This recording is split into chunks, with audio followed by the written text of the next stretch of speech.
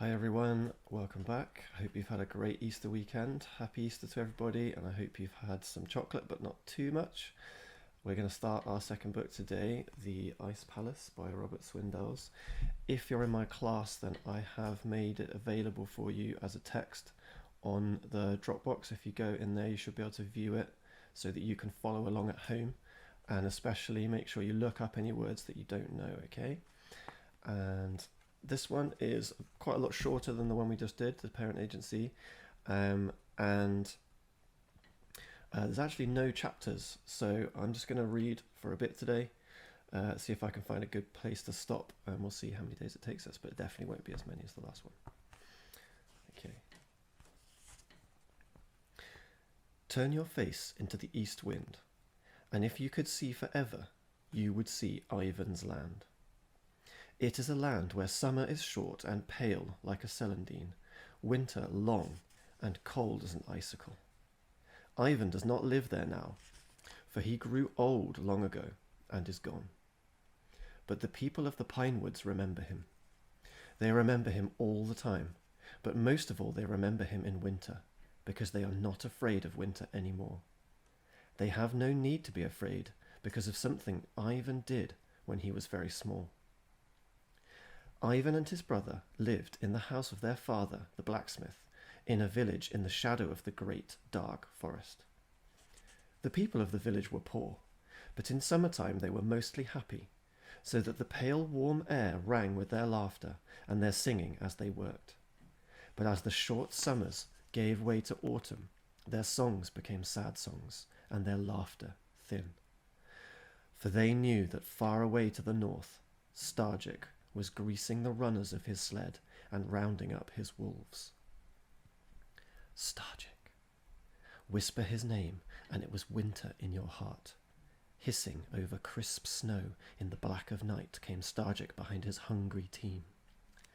Their eyes were yellow, and their fangs were white.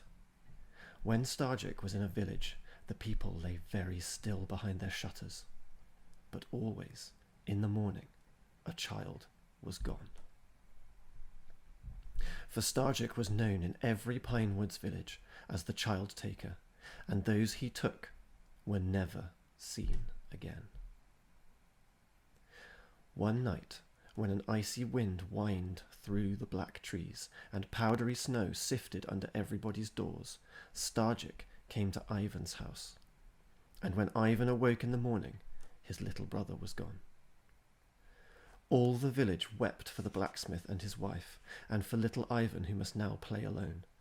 And little Ivan walked in Starjik's sled tracks to the end of the village and stood there for a long time, gazing into the north. That evening, at supper time, while his mother and father were not looking, Ivan took some of the dark bread from the big wooden board on the table and slipped it into his pocket. Then he said, "Mother, I'm very tired. I will sleep now." His mother lighted a candle for him, and he carried the little flame into his room. For a long time he sat on his bed, listening to the small noises his parents made beyond the door of his room, and to the wind outside. The wind made a sad, lonely sound, and as he listened, it seemed to Ivan that something was crying out there in the night. Something small and frightened, that touched his window and moved away along the wall. And he lifted a corner of the window curtain and pressed his face to the cold glass and whispered, "Wait, little brother. I will not leave you. I am coming." His breath made a cloud on the glass, and there was only the wind. He let the curtain fall, blew out his candle, and climbed into bed without taking off his clothes.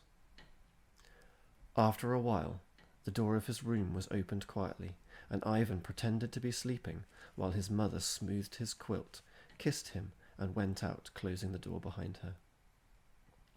Soon after that, the unhappy couple went to their room, and the house was still. Ivan slipped out of bed and pulled on his boots. Then he took his fur parka and moved quietly to the door. Moments later, he was across the warm, dark kitchen and out into the freezing wind. Next morning the people were awakened by a terrible cry from the blacksmith's house. The blacksmith's wife had crept early into Ivan's room and found his bed empty. All that day the people stood about the village in groups, talking, but nobody had heard Starjik come again, and nobody could remember having known anyone as unlucky as the blacksmith and his wife. And far away, through the forest and over the hill, walked Ivan. He wore his fur parka, and between his teeth he held a squirrel tail, for if he had not, the wind would have frozen his breath into a mask of ice on his face. Ivan was afraid. He was more afraid than he had ever been, for nobody had ever seen Starjik's land and lived to return home. His head was bowed, and he cried a little as he went along, and his tears became pips of ice before they touched the snow. He was afraid, and sometimes he almost turned around to follow his footprints back to his father's house.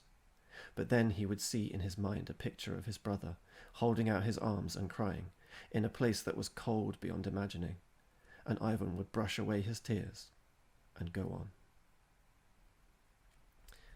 There we are. That's just the beginning of the Ice Palace. Don't forget to take a look at the text in the Dropbox, and I will see you tomorrow for the next bit.